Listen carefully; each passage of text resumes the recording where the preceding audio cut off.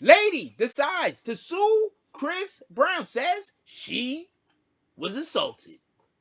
Chris Brown drops stuff that he considers to be evidence, and her lawyer drops her. Who would have figured?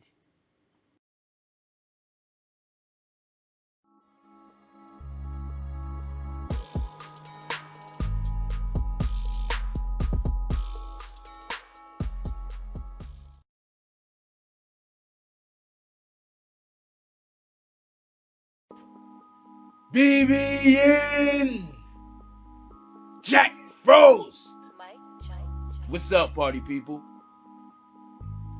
Alright, so yeah.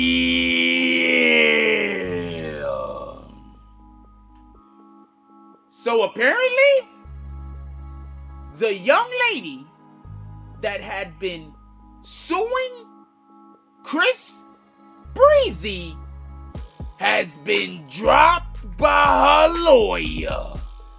Okay. Now, just so we can be clear, Chris Brown, after these accusations have been made about him, allegedly, just so we can be clear, in 2020, allegedly, Chris Brown was at a Diddy party. At this party, Chris Brown and this young lady allegedly, I don't even think there's an allegation about whether they had sex or not. I think it's confirmed that sex was had.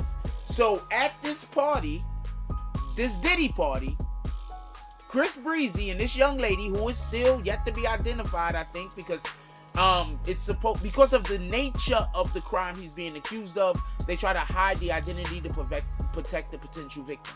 So we don't know her name. But apparently a lawyer has dropped her. So what happened was, at this party, Chris Brown and her had sex. She is now saying that she was raped. I want to be clear about something, right?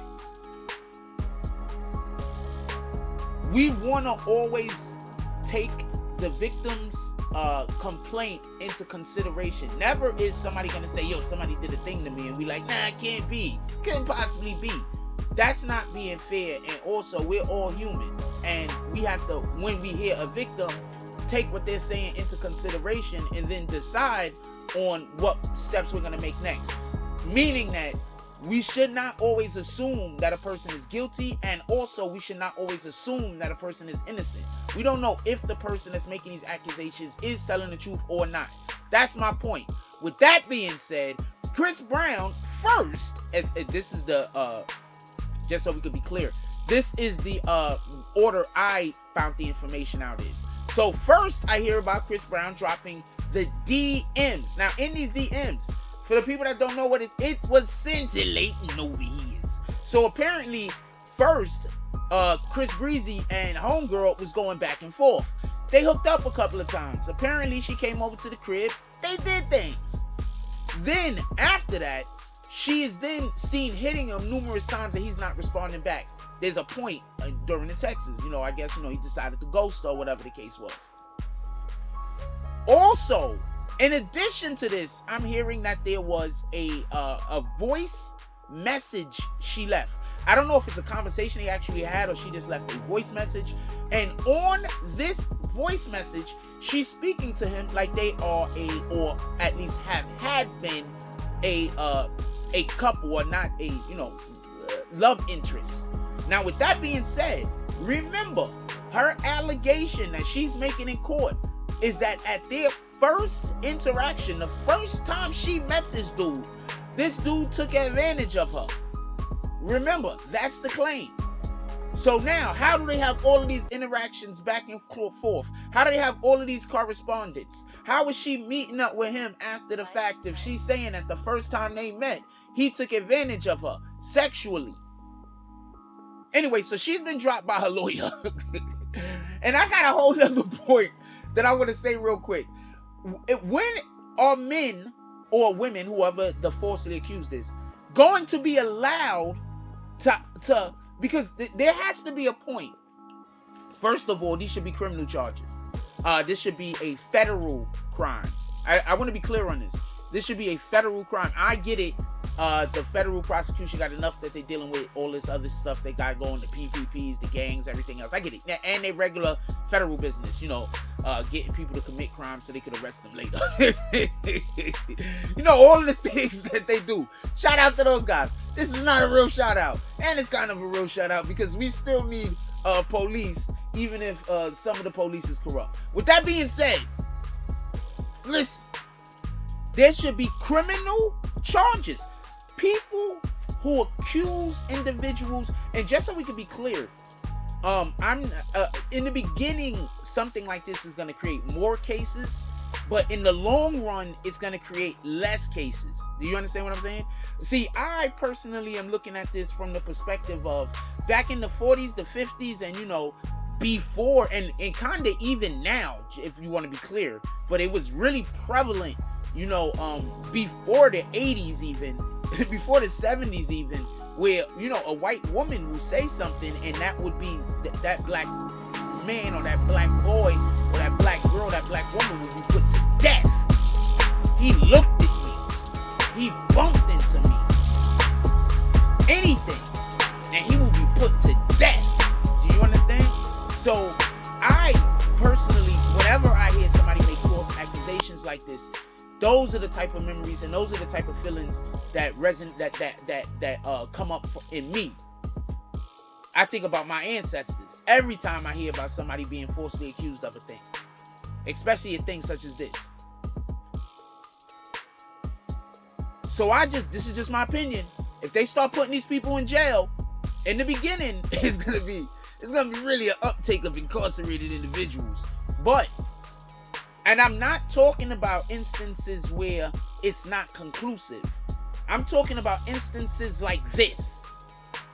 I'm talking about instances like this where it's overtly obvious, where the evidence is so overwhelming that it can't be ignored. I'm talking about a situation like this.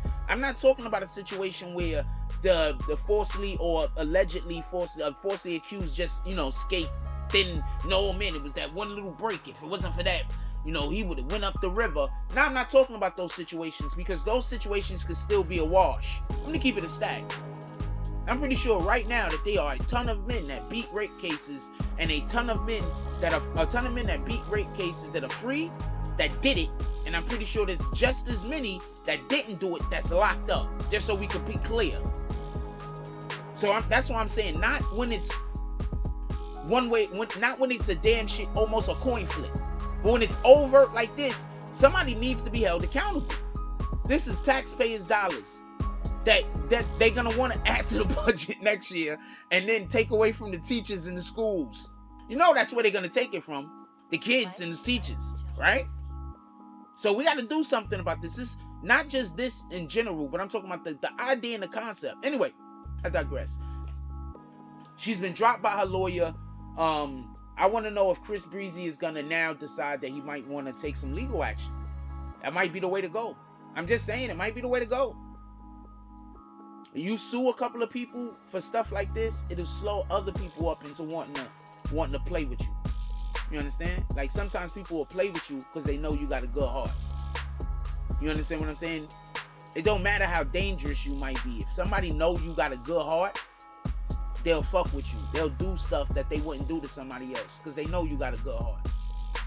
So, you don't know. Maybe that's the situation that a lot of these people that are celebrities, a lot of these influencers might be going through. The individuals that are attacking them, they know they got a good heart.